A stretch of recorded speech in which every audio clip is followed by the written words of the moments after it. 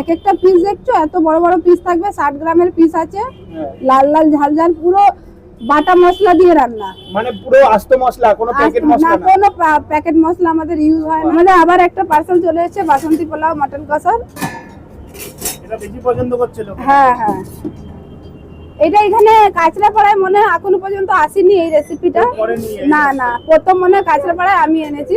এবার আমি মটন আর বাসন্তী পোলাওর combo ready করছি।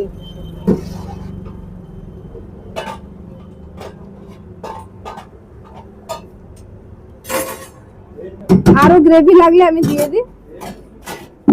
বাসন্তী পোলাও আমার হতে না হতে শেষ হয়ে এসছে।